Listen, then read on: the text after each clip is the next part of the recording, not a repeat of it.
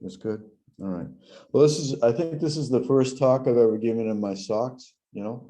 So I'm going to take that as a progressive development in the intellectual culture of the West. All right. I'm going to give a pretty simple, well, hopefully simple presentation, a little bit informal. Views of the universe divided in space and time. So there's a bit of a historical take here with some Shastric references that seem to offer some support. I should stay in front of this. Things change in time. Things change in cultures. So I think the big message here is when we're examining terms within the Puranas or even within science or in prior some of the last 150 years. Definitions, words, the nature of the discourse and the reference point gave discourse constantly changed. They shift in time. Language is fluid. Words have multiple meanings, and they're being applied to complex phenomena. Simple example. I'm looking at this table. I'm looking at it from this side, and Bhupal's looking from that side. I mean, it's the same table, but we're looking at from two different perspectives. Same physical table. What's it speak of? Someone could look at it. What's it made of? Where was it bought? How is it marketed? What's the business utilities and so forth. I mean, it's just a table sitting there. So there's many ways to consider many things. So what to speak of when we're talking about issues like the cosmos or the Puranic presentation in the cosmos. And all right, so I have a little CC verse here. This is by none other than Sri Chaitanya Mahaprabhu. The Bhagavatam is as great as Krishna, the Supreme Lord, the shelter of everything. In each and every verse of Srimad Bhagavatam, and in each and every syllable, there are various meanings. So, we're talking about complex phenomena, and sometimes I find it a little entertaining, perhaps is the word that's coming to me when you get advocates. Well, it's not just when discussing Puranic cosmologies. We see it in all aspects of human exchange when it's boiled down to simplistic sound bites, and then people go pugilistic with it. I think we should, a measure of humility it can sometimes prove helpful. And when speaking of Puranic cosmology, this is my favorite verse here, 5:16:4. This is the verse where Sukadeva Goswami is introducing the topic of Puranic cosmology. And we are constantly saying how the fifth canto Puranic cosmology, fifth canto views of the cosmos. Actually, I think it's only about a third of the fifth canto, because I was just looking this morning. There's 24 chapters and starts in the 16th chapter. So it's only a third. So it's part of the discourse.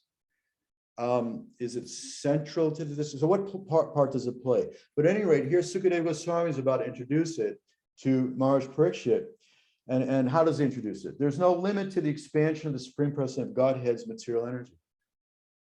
There's no limit to it.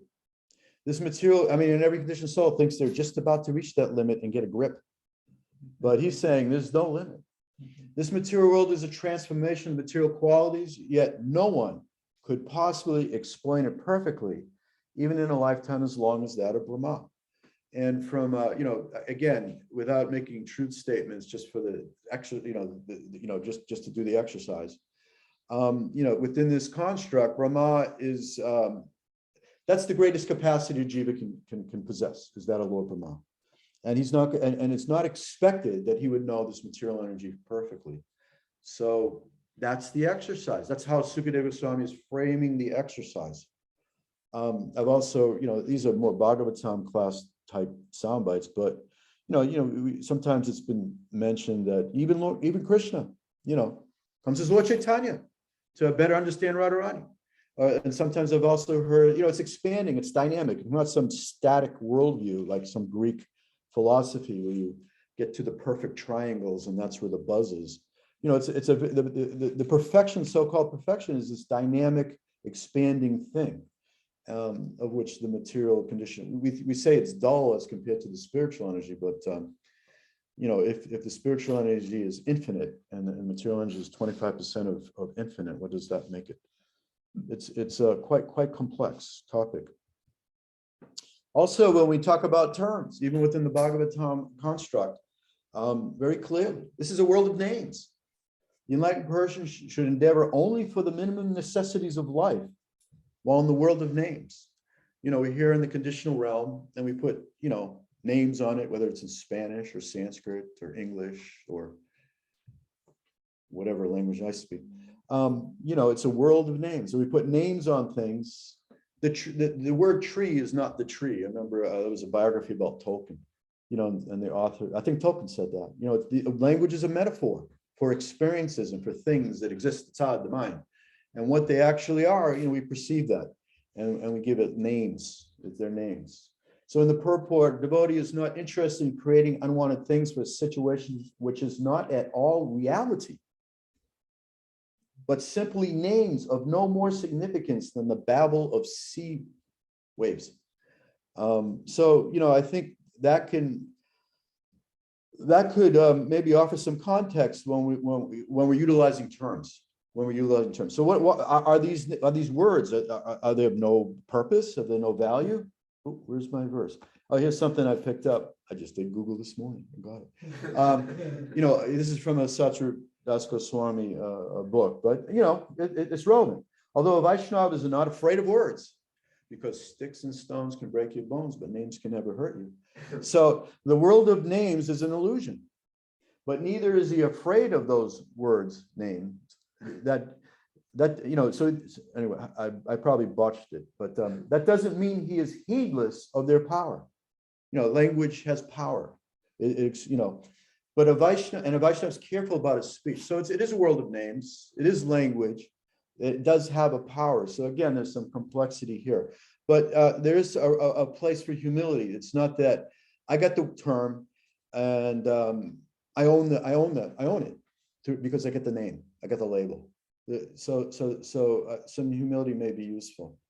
All right, so there's a little bit context. So how do we really know? So the couple of questions come to mind. How do we really know? When we're talking about the Puranic cosmos, or even science, or or anything, we understand to a degree. And then what are the boundaries of knowledge? Can't really say for sure. I will say that future undergraduates will look back on what we think we know and laugh. That much I can be assured. How simple they were 50, 100 years ago to think like that about any topic. How much do we really know about Puranic concepts of the cosmos, or even contemporary scientific conceptions, which are arguably dramatically shifting at an exponentially increasing rate? I mean, even we talk about science thinks this, thinks that. The boundaries of assuming we don't get, shoot off some missiles over Ukraine or something, hopefully things will continue to progress and knowledge will increase. It's a relative realm of cosmos. So a little bit of history, as per academic history. How do they look at the cosmos? I'm more familiar with the Western context because it's better documented in some respects. So I'll focus on that for now.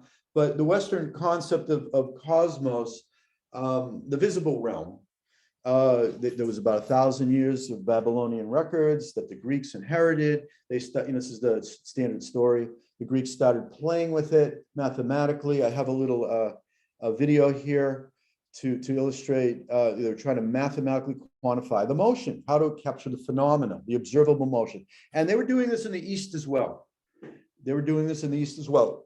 Very much so.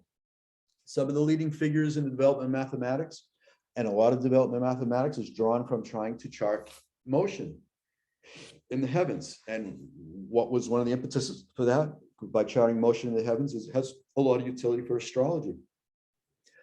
Also for calendars, for planting, for agriculture, for navigation. So a lot of the mathematics that we have is developed out of astronomy, and one of the biggest utilities of astronomy traditionally has been astrology. So anyway, there was a lot of this going on in the East as well, and some of the biggest names in the early developments of mathematics comes from the East. So it's a very dynamic thing. At any rate,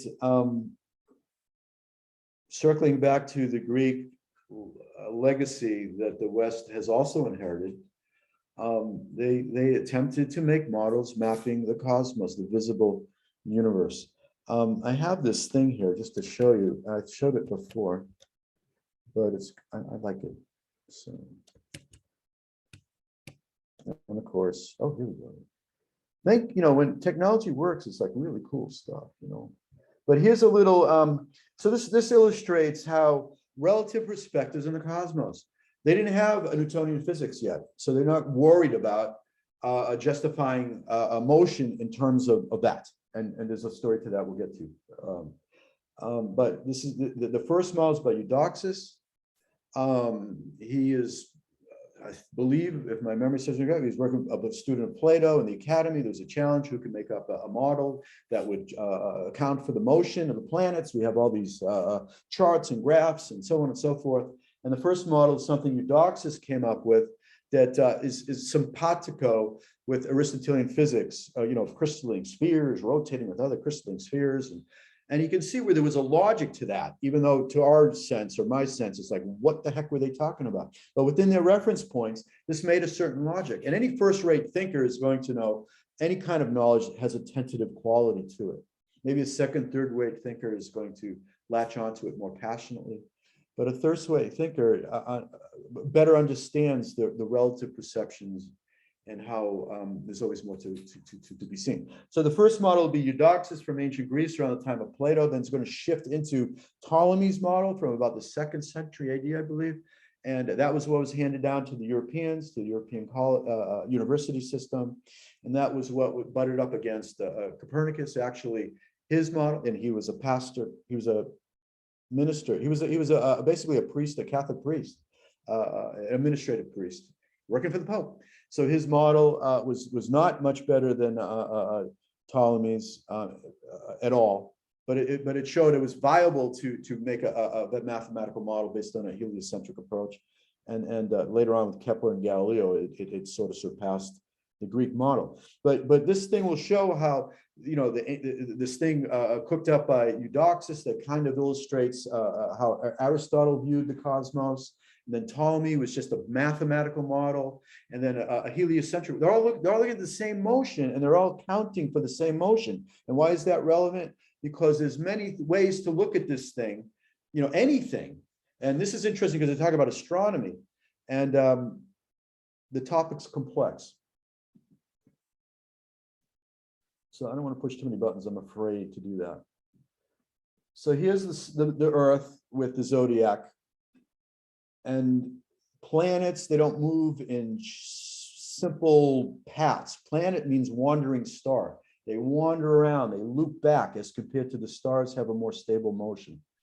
So how to account for the motion of the planets? So here's your favorite planet.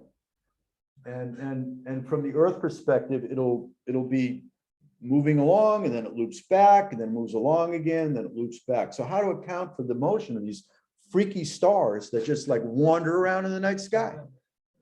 So this whole model, mathematically quantified model based on these gears and so forth, and we have celestial spheres and crystalline essence, quintessence. I mean, I don't understand, but it was a comprehensive system that beat out any of the competition. But this model accounts for that simple motion of the freaky planets, the wandering stars. It accounts for it. It's mathematically quantifiable, and it presents some sort of logical, physical potentiality that would move these planets in that direction. Why should they move? That was a big question like this. What's making them move like that? This is from an Italian museum. Now here's the Ptolemaic model, a little bit simpler. Ptolemy never said this is what's physically going on. He just would argue this mathematical model, we can predict the motion and make calendars, do the things we want to do. He never claimed physically the Earth's at the center and this is what's happening. But if you conceptualize a geometry like this accounts for the same motion, and you can predict future motion and chart your kid's astrology chart, figure out who she's going to marry. Counts for the same motion. They're looking at the same thing from the Earth. We are living in a geocentric world because from our visual perspective, visually, it's all out there, and this is our central point. So it's the same motion accounted by a vastly different model. And now here's the Earth shifting from the center to a heliocentric perspective with the sun at the center. And again, from the Earth's perspective, this is what we're more familiar with. It's moving around the sun, and they're seeing this loopy motion. And because this planet here is also moving around the sun like the Earth is, but because of the Earth's motion around the sun, again, the same loopy motion is there. The planets are loopy. So that's a nice little graphic showing the relativity of perspective and how ancient models, a lot of logic to them, The brilliance of the heliocentric model, it forced a new concept of physics, because how can you account for the Earth moving? You know, we don't feel it, so on and so forth, without getting off on the arguments. But they went through the arguments with a lot of discipline. How can you account for the Earth moving? And that's the guts, if you will, of the scientific revolution. They came up with a new physics that proved to be more powerful, predicting motion based on trying to figure that out. How do the planets, how is it that we can account for, if it is a heliocentric universe, how is it the Earth's moving, and so on and so forth, and why should it be like that? So words. Anyway, so again, you have this amazing legacy. We can track it a little bit more in the Western context because they saved a lot of Aristotle is the main thing, and a lot of these texts are gone. But we have references to about a third of the corpus that was saved of Aristotle, referencing these other texts. A few of the other texts were also saved, in part to a degree by the Arabs, by the Byzantines. But we have a very small amount as compared to what was actively engaged back then. But anyway, we have that. So there was a flow between the East and the West. There's no doubt about it. It's very verifiable. How much of that flow can be accounted for? Not clear. The standard storyline tends to go that maybe the Greeks came up with it first. One thing I would say with certainty is we have more text from the Greeks speaking about it, perhaps a little earlier. But who got the idea? Who can track? It's like maybe 5,000 years from now, we get about this conference brochure and the New York Times and a couple of books off the bestseller list, and then you're going to reconstruct the whole intellectual discourse. So there could be more complexity there. But whatever, there was a sophisticated body of Sanskrit mathematics and astronomy in India, and it's a little hazy what actually was going on as far as the flow going back and forth. There's wide acknowledgement there was a lot of amazing things going on there. Most notably, among many notables, is the development of the decimal system. This denying the Indian tradition presents some unique challenges for anyone interested in history of mathematics or any sort of history. They weren't really particularly interested in chronological history as we tend to be in the West, where following legacies of kings and so forth. It was like, kings are a dime a dozen. Another king, another day. So we don't have a full picture of not just this, but really anything when you're going that far back. It was interesting. This is Kim Plofker. She's a student of Pingree, and she's probably his lead, most prominent of his students. And she's adding layers of complexity. Pingree himself was arguing against the simplistic argument that everything came from the Greeks. Anyway, so as far as how these things developed in the East, the mathematical history is a little bit vague. What other branch of history of math can show, for example, a pair of articles by two widely published researchers appearing side by side in the same edited volume, and the estimates of these two articles in this peer-reviewed journal, perhaps, the approximate dates of the origin of some construct or some event, it could be thousands of years off. It's a little bit unclear with precision how these things developed within the Indian tradition, what the flow was between the East and the West. At least I would appreciate it that way. Okay, almost every one of the above statements about other developments of mathematics in India, its relationship to the West, to the Greeks, to the flow back and forth, describing mainstream historical analysis is disputed by some historian, although they all seem to agree that at least Indian mathematics is brilliant and fascinating. So there was a lot of developments. There was along with this Puranic cosmology and the Vedic, broadly speaking, just as a broad term to identify a form of traditional culture from South Asia. So a lot of the development of this was cutting edge.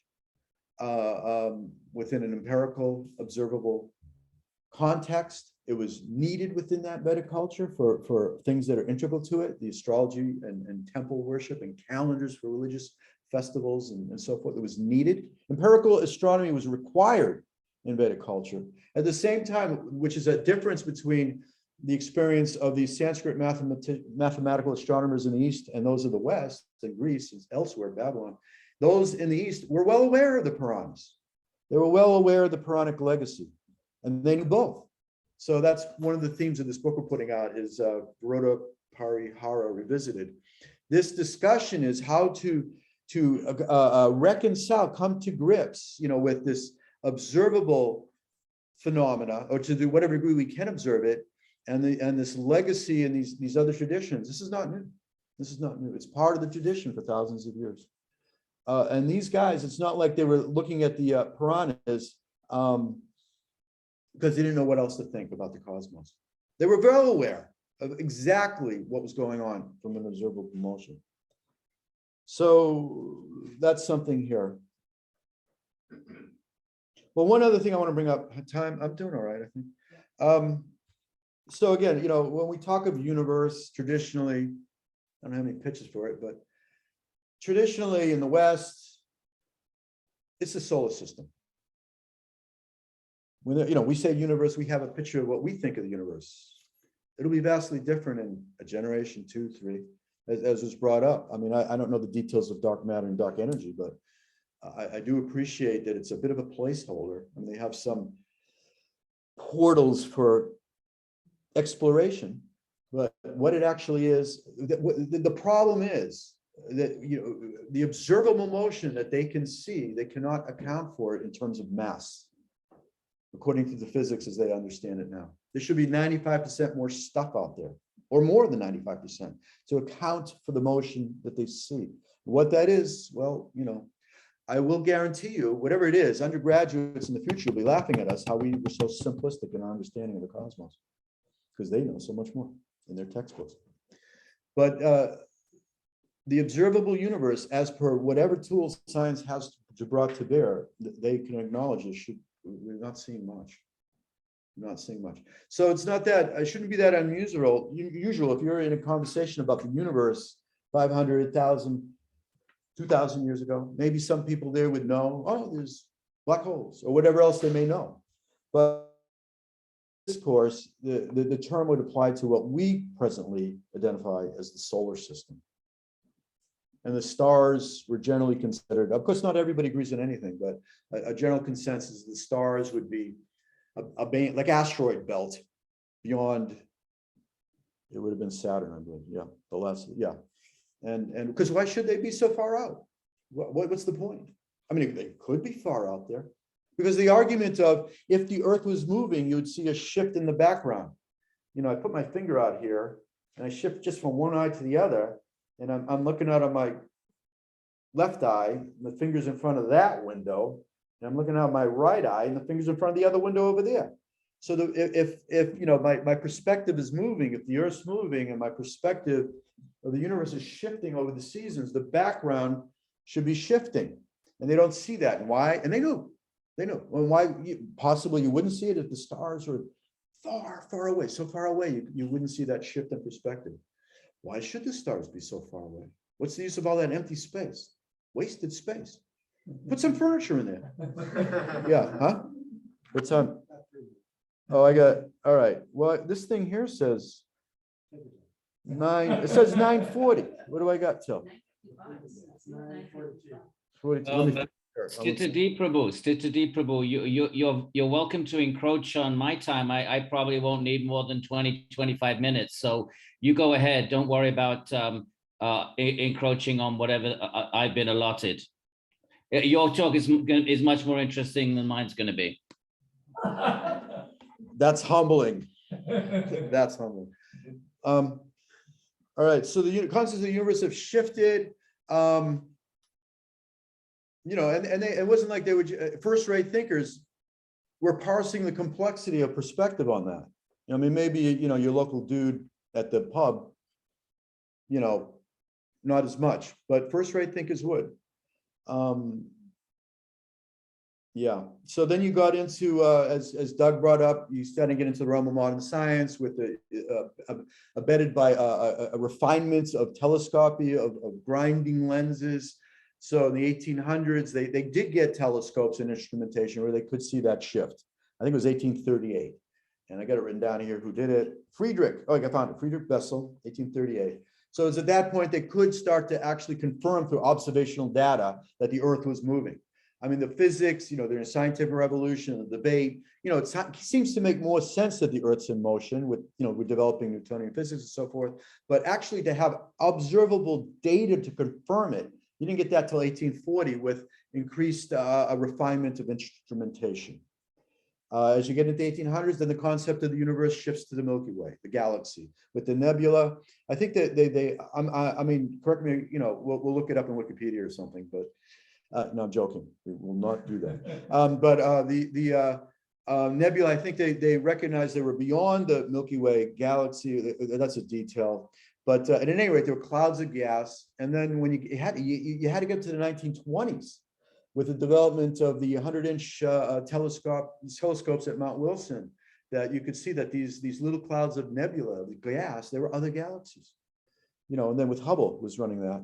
And then you're off to the races with concern to contemporary constructs of the universe. So now, the universe shifts from the solar system to the Milky Way, to unlimited Milky Ways, to God knows what's going on out there.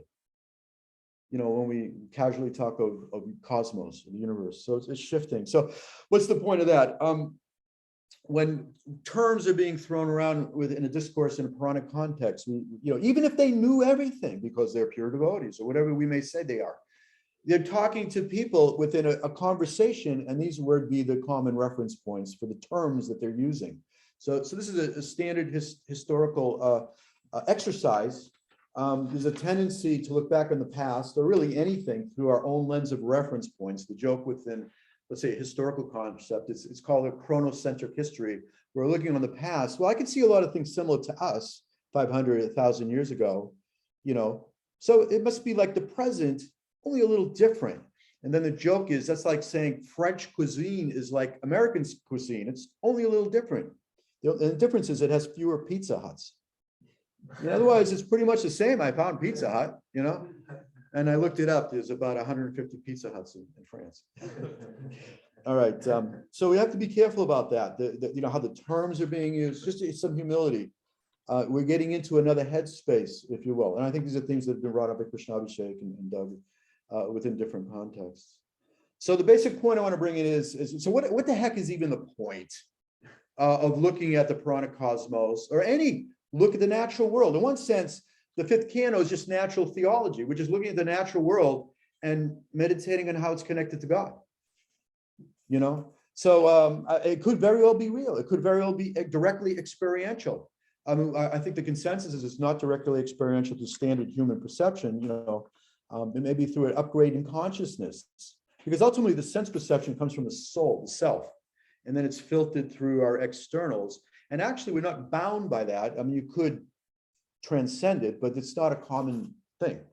And nor is it you would expect a scientist, professional scientist, that wouldn't be a standard for professional science, at any rate. So what's the point of all this? I'm not saying that, I personally, my own feeling is the Puranas are directly perceivable. Whatever they're talking about in the fifth canto is directly perceivable, though perhaps not through a model of empirical science. But here was the question I have up on the screen here. This is how Maharaj Parikshit, this was an inquiry that launched the discussion, the 1/3 of the fifth canto, the discussion on the cosmos from Puranic perspective. So he was inquiring, and here's the punchline just before Sukadeva Goswami then responds, I'll answer your question, but I'll tell you something. Nobody knows this perfectly. I'm going to repeat what I've heard. So Maharaj Parikshit's inquiry is mentioning, he had a few preamble verses, and he says, what's the point? This is Maharaj Parikshit. This is his attitude approaching this discourse. He's asking Sukadeva Goswami to talk about Puranic cosmology. And why is he asking? Because when the mind is fixed upon the Supreme Personality of Godhead in his external feature made of the material modes of nature, the gross universal form, it is brought to the platform of pure goodness. So when you look at the natural world and meditate on the Creator, that sort of exercise, it purifies the heart. In that transcendental position, one can understand the Supreme Personality of Godhead, Vasudeva, who in his subtler form is self-effulgent and beyond the modes of nature.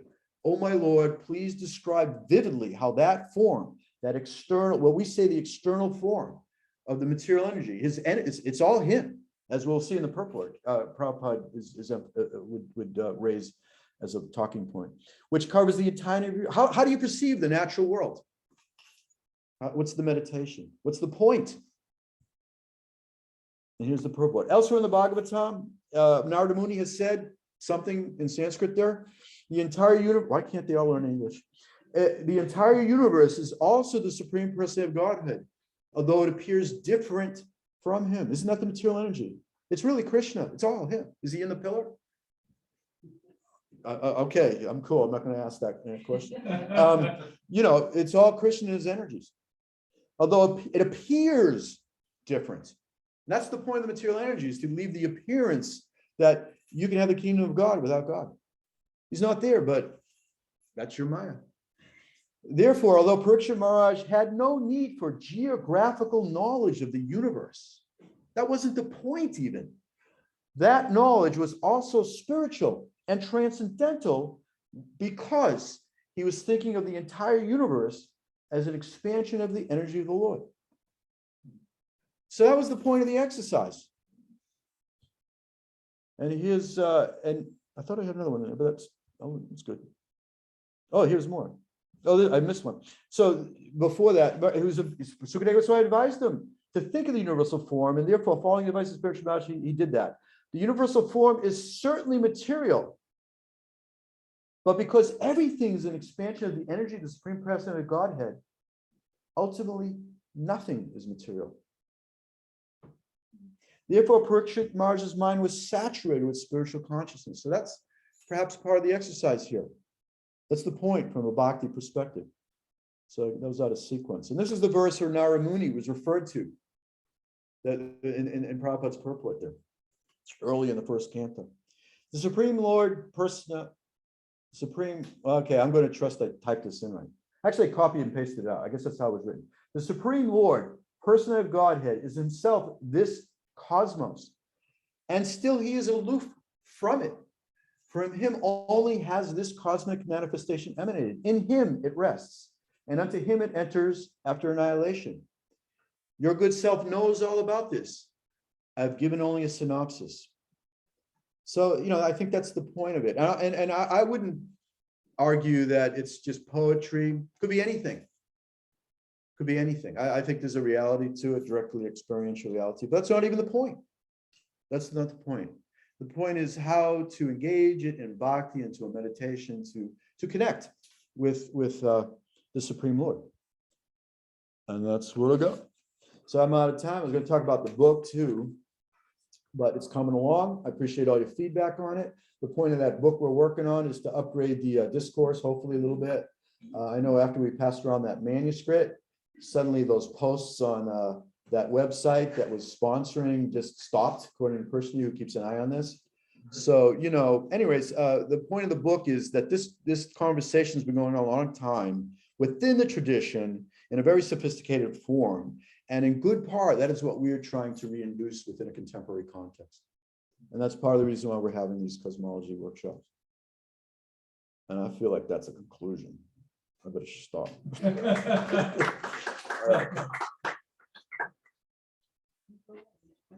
And we got a microphone. I use this all the time. Thank you.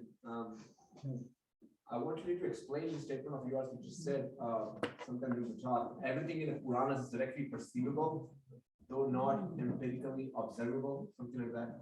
Yeah, I mean that's how I approach it. My own appreciation is perhaps these things aren't perceivable to standard human sense perception, and this was recognized within the tradition for thousands of years, because they were doing this Viroda Parahi exercise. How do you reconcile? But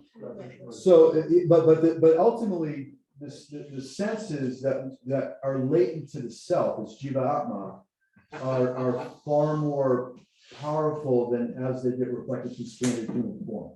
It's like this is a filter. like, I mean, if we were, I don't know, sharks, I mean, they detect electrical signals, and that's how they hunt prey. I mean, it's a whole different set of senses that they get amplified by the form.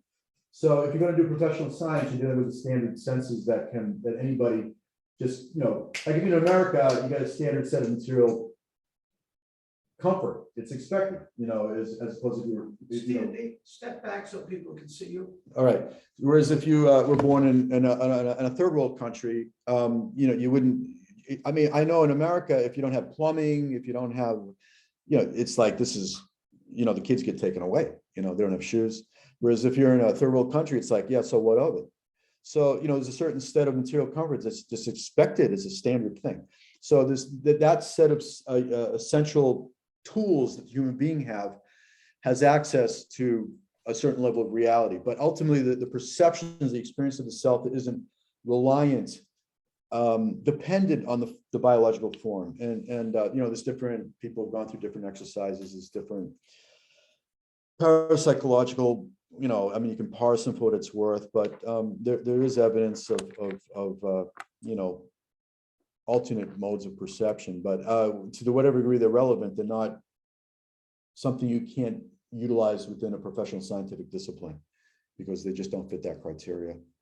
So let's flip it around. Why should the reality or all experience be restricted to the disciplinary boundaries of a scientific? It's like, why should, they have a certain criteria for the knowledge they will accept. Why should that encompass all possibilities? And in a sober moment, a scientist will say, yeah, no kidding. How do we know? How would we know that? So it could well be directly experiential, but then why is that so odd? But we don't experience it now. I mean, the nebulized galaxies weren't experiential. Stellar parallax wasn't experiential, though it made a lot of sense for a couple hundred years before they, so. I mean, anyways, that's how I appreciate it. Adwaita Prabhu has his hand up. All right. Prabhu, I just wanted to ask, I don't know anything about the book you're producing there. I'd love to hear something about it. It seems like everybody else knows about it, but I don't. So would you care to share a few words? Okay. It's called we can send you a manuscript. We'd be honored to send it to you. Varota Parihara Revisited, Classical Concepts of the Earth in a Modern Context.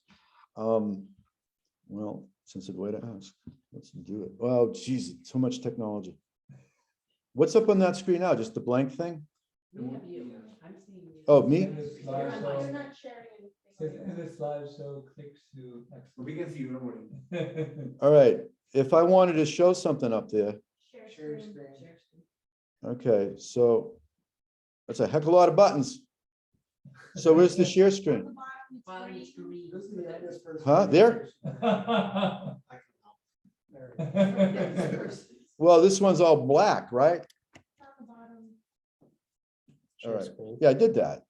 And now, wait, now you press what screen you want to share. All right.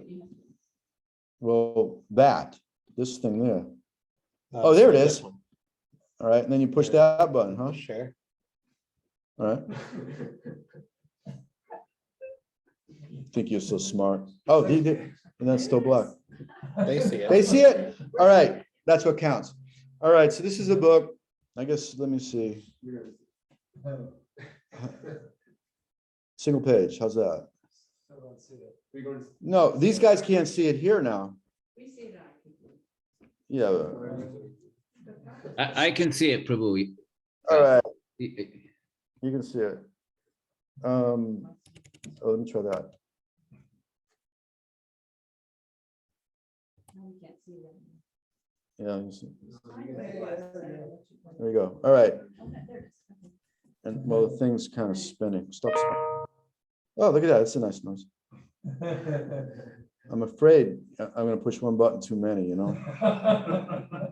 All right, so there's the title page, bro. And we got a whole crew who did a lot of direct work. We also sent it out to a lot of y'all folks and got feedback. We did read it. We incorporated it. It's a whole exercise. We're on this part-time. So it's a real collaborative effort here. It was inspired by different ways of viewing the title page. All right, here's, well, now we got two views. All right, here's a little view of the section here. It was inspired by a very simplistic argument that the Earth's flat in a very look, this guy might be right for all I know, but the arguments he brings to bear could use a little bit more something as representative of the traditional discourse. So that was inspired. So we're going to look at, we looked at one chapter here about Guru Sadhu and Shastra here, this first section here, things Prabhupada actually said. Bhaktisiddhanta we pulled into this. Bhaktisiddhanta Maharaj did a lot of work on observable astronomy within the Eastern tradition, the Jyotisha Sanskrit mathematical. He was one of the leading scholars in his youth, in his time, and he actually continued to do it up until he took sannyas and focused on the Gaudiya Math exclusively. He was still doing almanacs. He was very a pioneer in bringing it within the modern world, the Sanskrit tradition of observable mathematical astronomy. And quite coincidentally, perhaps not so much, it was his Bengali translation of the fifth canto with commentary that Prabhupada nearly exclusively used as a basis for his English presentation. So really, it's through Prabhupada and Bhaktisiddhanta Maharaj, that we have both traditions. And the thought came to me, this TOVP, perhaps there could be some acknowledgement to Bhaktisiddhanta Maharaj as Prabhupada's spiritual master, is tying all this together within a modern context. Because he brought the fifth canto into the modern context. Also Jyotisha tradition. He wasn't the only one, but he was very instrumental in that, very familiar with it. Then we looked at some of the statements from earlier representatives of the tradition. Sri Vamsida, we seem to have concluded was late 19th century, but he was the last of the Sanskrit commentators. One of them, the last, sort of almost a bookend to Sri Maharaj. Sophisticated commentary, very much rooted in the tradition, recognized as such. He was one of the commentaries in that compilation volume that Prabhupada relied on as well. Prabhupada mentions him. And he did some specific commentary on the fifth canto that's very intriguing, suggests a little bit more thought than perhaps what was being publicized for a certain period of time. And we just look at the literature a little bit more deeply. Then here, then we Puranic and Jyotisha accounts, the Jyotisha legacy of Sanskrit mathematical observable astronomy.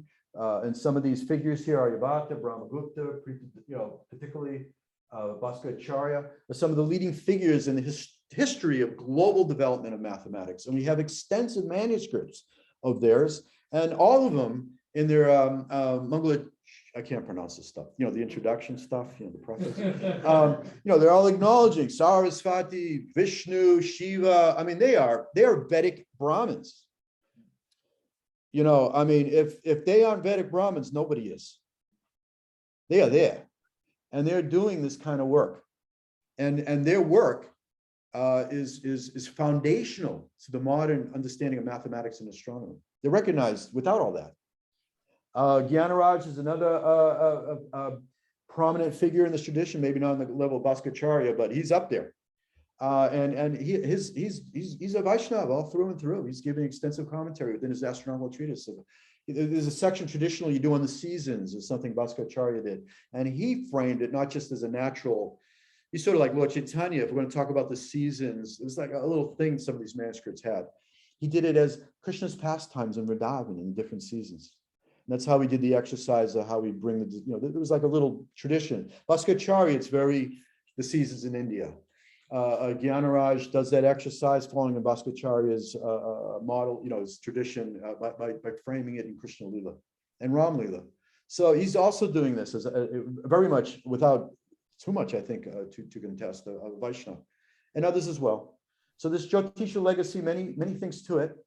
And then we took a section here on contemporary discourse, in ISKCON, what some of our discourse, and that's some of you guys, the leading participants. It's part of the discourse. We're not here to negotiate it directly at all, except that, this is a part of a dynamic discourse that's being reinvigorated and revitalized and brought into the modern context. This discourse is always going on.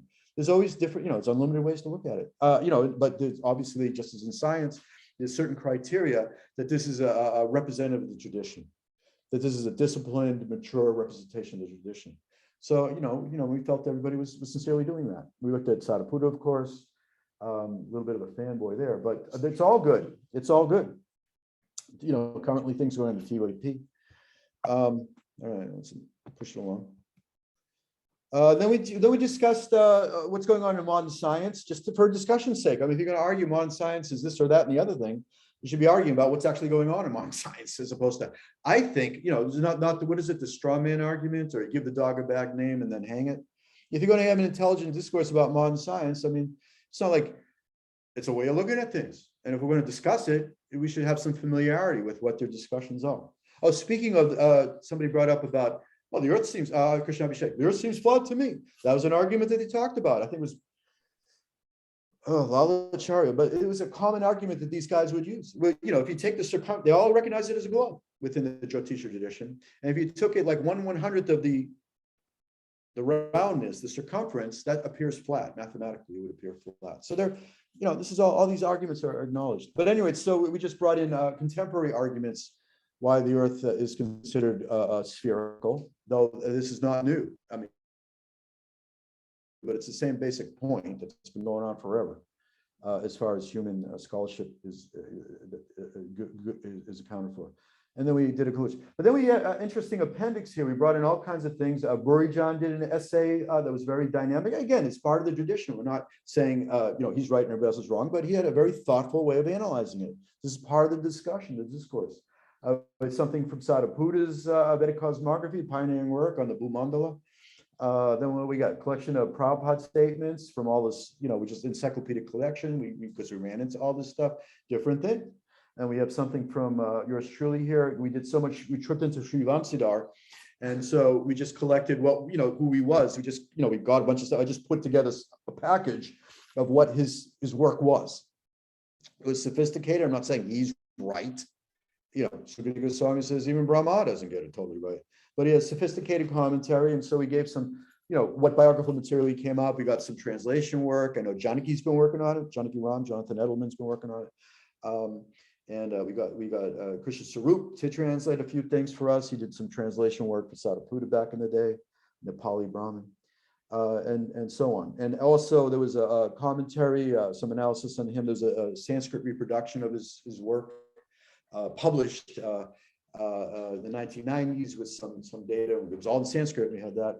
Anyways, we're just trying to give, not that we have a definitive case to be made here, but we want to give some, you know, the stuff that we tripped into, we want to offer that for whatever future research may be on this particular personality who seemed interesting. Antadweep, who's been a very active designer at the TOVP project, he submitted an essay, and these are some of his perspectives. We have a polar projection maps and flat earth arguments from Prishni, the history of how they've looked at the flat earth.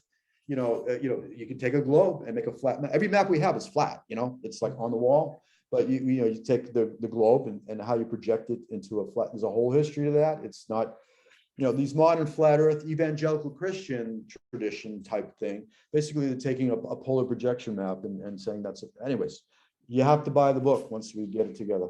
I did a little bit on Sanskrit mathematics and Western antiquity. Then we got some second generation guys, some of the things they've been doing on it. We have Namamrita Green, Joshua Green, talking about his experience as an airline pilot. And it's also his experience with his uncle, who happens to be Brian Green, and his father, who happens to be Joshua Green. And they're all how they get together on Thanksgivings and stuff. Yeah, I think Brian Green's a vegetarian, so they do a vegetarian Thanksgiving now. Another devotee, Prahlad Griffith, he does a lot of interesting things. And one thing he did some experiments, just basic experiments. And then we have this whole thing on ISKCON art, and that I will show you. Oh, hopefully, I don't think I can get to it, but it's at the end. But I mean, early ISKCON art, they had the globe all over the place. And this is all artwork in the Puranic, you know, the Bhagavatam. I will never get, well, I'll keep pushing.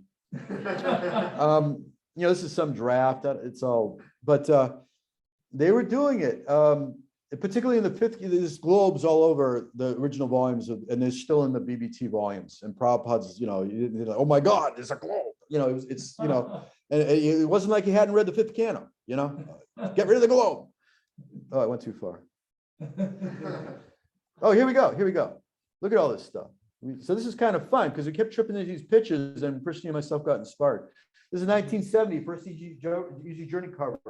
And here you go, man. There's a freaking spaceship in there too, man. And the whole thing, all that, stars, and here he's going to the spiritual world. And it's not like they're freaking out, oh my God, you can't do this. Yeah, I can point with my finger too. No, not see that. Oh, I'll okay. only see if you use your cursor. Okay, in case you didn't catch that, that's it right there. And here's the cover. This is the original painting. There's a whole story to that. We have it in the book, Bhadaraj. If you're listening, I can't pronounce my own name. But anyways, this is nice. And the updated one also has, here's Narada-muni. Again, so it's really charming. The early ones have a more folksy quality to it. And then they updated them, I guess, as the 70s moved on into the 80s, which are nice too. But the early ones are more, they have that sort of charm to them. And here they are battling out over the globe, and so on and so forth. Here's a pastime Lord Chaitanya. He picked up a water pot. The water pots are kind of round, spherical, Here's Hiranyakashipu, and here's my favorite. Our favorite. This is from the fifth canto. This is the original fifth canto. They put this picture in there. Not only is Lord Varaha saving the earth, he's saving America, man. Right smack dab in the middle there. LABBT's right there in the middle of that picture. Dang. So the hemispheres, everything's there. Here's another one. So anyway, so again, globes all over the place here in the original artwork. Prabhupada was here. He didn't have a meltdown, He somehow got over it and dealt with it, as they have within the tradition for thousands of years, that Prabhupada was aware of this. His own spiritual master, our Param Guru in ISKCON, Bhaktivedanta Maharaj, dealt with both worlds, the visible. Okay, that's it. We're done. We're gonna have to finish this book, and then you can read it, I guess. Hopefully, we'll look at the picture. At least you can look at the pretty pictures.